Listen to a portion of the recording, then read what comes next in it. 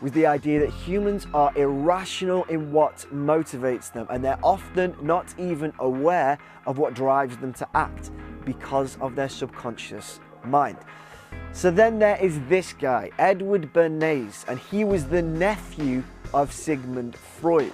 And he used all of Freud's ideas to manipulate the masses into doing things they wouldn't have ordinarily done. One day, Mr. George Hill, president of the American Tobacco Company, called me in and said, "We're losing half of our market." And I said, "Why, Mr. Hill?" He said, "There's a taboo by men that does not permit women to smoke."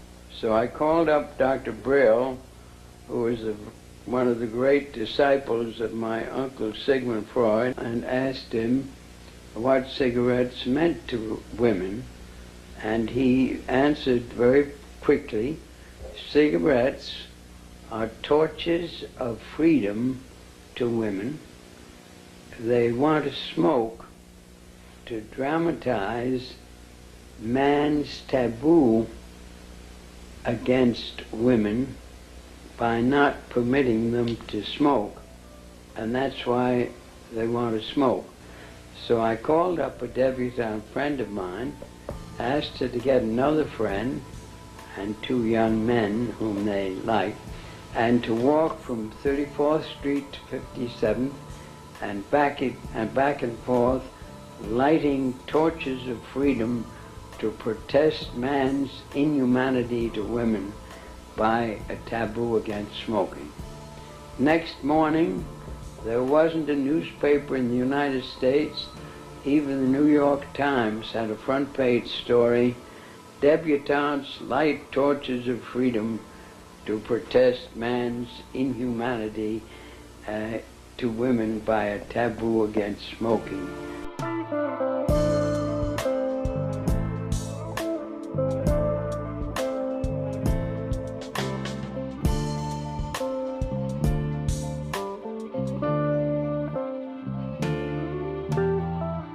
So how does this work in the mass media? Well, the first time these ideas made their way into the mass media was during World War I in the United States, because everybody at that time was kind of about going to war. So they wanted to whip up some anti-German frenzy.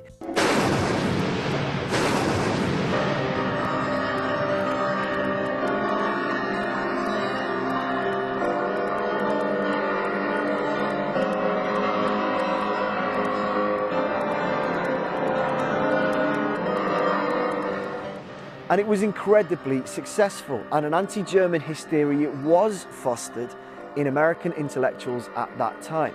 Walter Lippmann was a major player in that organization. He was a journalist, and he said this: "We can manufacture consent by means of propaganda." And by that, what he means is we can get the people to do the things that we want through propaganda. Edward "I Got Ladies to Smoke" Bernays was also heavily involved, and he said the more intelligent members of the community can drive the population into whatever they want by what he called the engineering of consent. It is the essence of democracy, he said. So from the early part of the 20th century, you had some very clever people working in some powerful and effective organizations suggesting that democracy is not about people knowing what is going on in the world and offering their vote upon it. Instead, it was about a small number of people manipulating the will of the voting class to their own ends.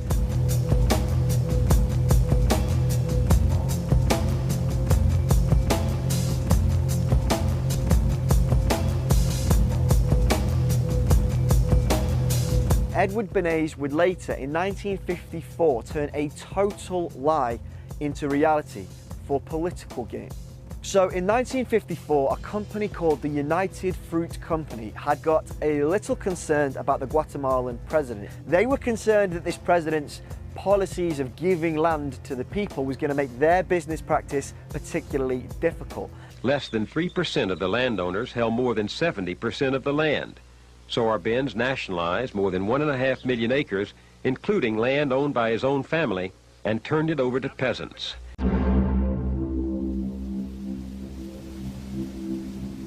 So they employed Edward Bernays to smear the reputation of the Guatemalan president. And Bernays played into the huge fear of communism that was so apparent at that time. The American people recognized that the one real issue, not the phony issue, was the issue of communism, corruption, all tied up with the Korean War. It means that the American people are sick way down deep inside at what's been going on. He convinced the United Fruit Company to find a top Latin American politician to condemn the actions of Jacob Arbenz. He planted stories in the press about the growing influence of Guatemala's communists. He set up a network of intelligence agents to survey Guatemala, and he then passed these agents off as legitimate sources to journalists. Despite all of this information being false, his campaign worked. It created an atmosphere of fear in the American public's mind. And people feared, for no good reason, the Guatemalan government, which compelled a United States-led intervention.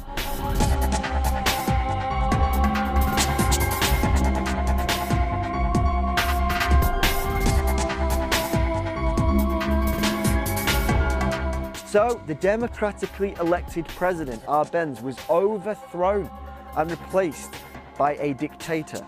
The United Fruit Company got what they wanted, and it was Bernays' manipulation of people's fears which had helped them to get it.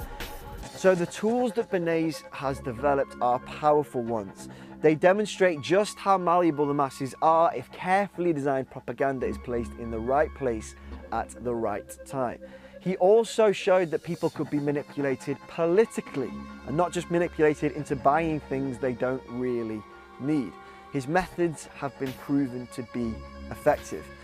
This is called the manufacture of consent, where you absorb carefully designed information, much like the information presented by Edward Bernays, and then you spew out an opinion or a thought or an action which has been very carefully planned for. Bernays believes this to be the essence of democracy.